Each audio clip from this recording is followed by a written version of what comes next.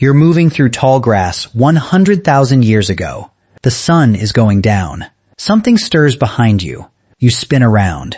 Two yellow eyes catching the last dying light. A cave lion twice the size of anything alive today. 700 pounds of pure muscle claws and teeth staring straight at you. No weapon, no blade, not even a sharpened stick. Your teeth are flat. Your nails are worthless. You can't outrun it, outclimb it, or overpower it.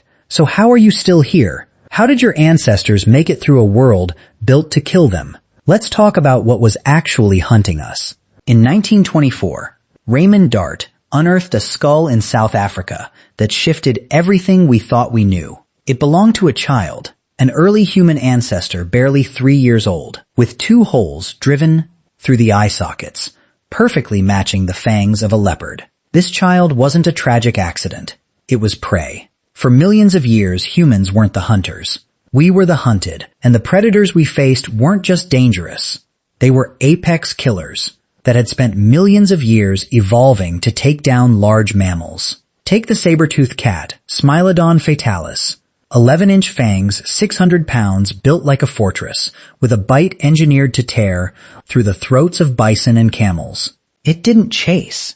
It ambushed, lurking in tall grass or near water, then exploding forward at 30 miles per hour. One strike to the throat, and it was over. And it wasn't hunting alone. The short-faced bear Arctodus simus, the largest land predator North America ever produced. 12 feet tall on its hind legs, 2,000 pounds of pure dominance, long legs built for endurance. Modern bears are opportunists, berries, fish, whatever they find. The short-faced bear was different. A hyper-carnivore, pure meat, nothing else, capable of hitting 40 miles per hour. If it locked eyes on you, the outcome was already decided. Then came the cave hyenas, Crocuta spelaea. Bigger and more powerful than anything alive today, with a bite force of 1,100 pounds per square inch. And for comparison, yours sits at around 162. A cave hyena could crush bone down to the marrow. They moved in packs of 20 or more, coordinated relentless, and they struck at night when early humans could barely see past their own hands. Dire wolves ran in packs of 30. Cave lions, 25% larger than African lions, also hunted in groups. Giant cheetahs, scimitar cats, and in South America, terror birds standing 10 feet tall with beaks capable of shattering skulls. Everywhere our ancestors set foot, something was waiting to consume them. And here's the thing. We had nothing. A chimpanzee, our closest relative, is 3 times stronger than a grown human.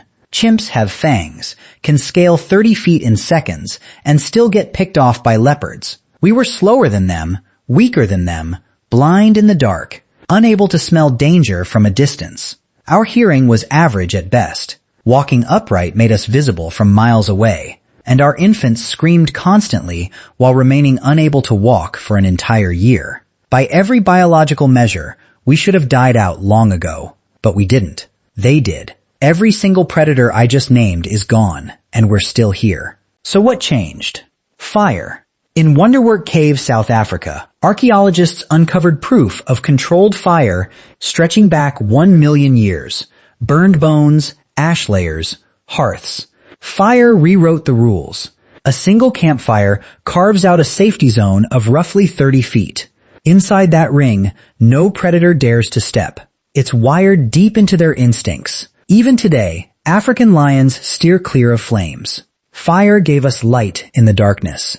Warmth in climates our bare skin was never designed to handle. But above all else, it gave us time. Before fire existed, sunset meant one thing: find shelter, go still, and don't move until daylight. Fire handed us 3 to 4 extra hours every night. Time to craft tools, time to strategize, time to communicate. And it did one more thing. It let us cook. Cooked meat packs more calories and digests faster. More calories fueled larger brains, and larger brains unlocked better thinking. But fire alone wasn't enough. The second weapon was endurance. We're awful sprinters. A saber-tooth could hit 30 miles per hour in seconds. We peak at 28 and only briefly. But here's what no other predator on Earth could do. Run for hours straight. We call it persistence hunting. You don't chase at full speed. You track at a steady jog, just enough to keep it moving. 3, 4, 6 hours. The animal bolts, stops, overheats, bolts again. It can't sweat like we can. It can't shed heat while running. Eventually it collapses from heat stroke, and you simply walk over and finish it with a rock. Humans are the only species on Earth capable of this. This endurance is what drove our hunts and secured our survival. The third weapon was pattern recognition. Our brains evolved to detect patterns in everything. Snapped twigs mean something passed through. Disturbed soil means something was digging. A set of tracks reveals the animal, its size, and how recently it moved.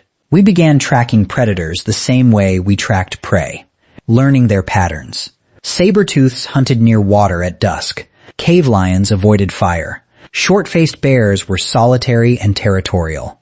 We observed, remembered, and passed that knowledge down.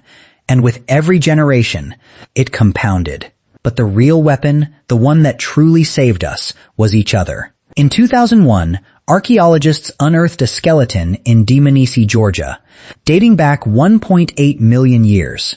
It belonged to an elderly ancestor who had lost every single tooth years before death. No teeth means no meat, no raw food. Yet this individual survived for years after losing them. Someone was feeding them, softening their food, keeping them alive. No predator operates this way. A lion without teeth dies.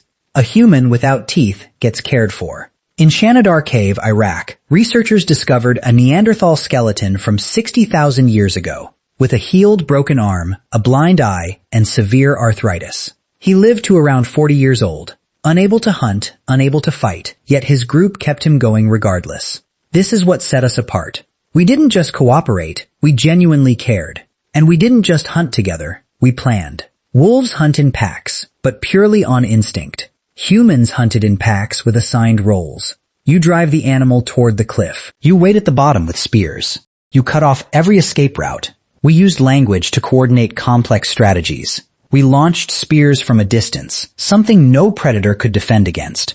5 humans with a plan could bring down a saber-tooth, and we did. Around 400,000 years ago, the Schöningen spears were crafted in Germany. Wooden throwing spears, aerodynamic, perfectly balanced, built to kill from 30 feet away. We stopped fleeing. We started hunting. Then, around 50,000 years ago, something changed. Humans pushed out of Africa into Europe, Asia, Australia, the Americas. And wherever we arrived, the megafauna began vanishing. Saber-tooths, gone 10,000 years ago. Cave lions, 14,000. Short-faced bears, 11,000. Woolly mammoths, giant sloths, terror birds, all wiped out.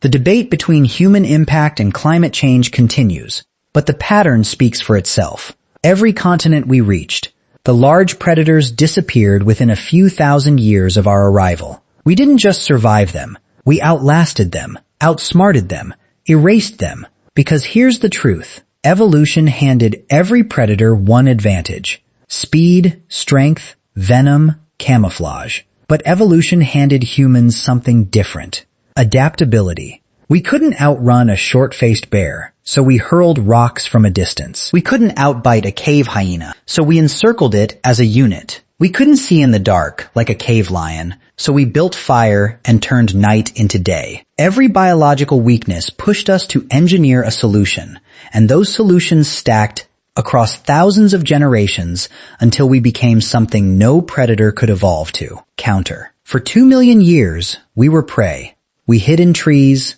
we fled from shadows, we lost children to leopards, and could do nothing but mourn. But we possessed one thing no predator ever had, the ability to learn from failure and pass that knowledge to the next generation. And over time, that was enough.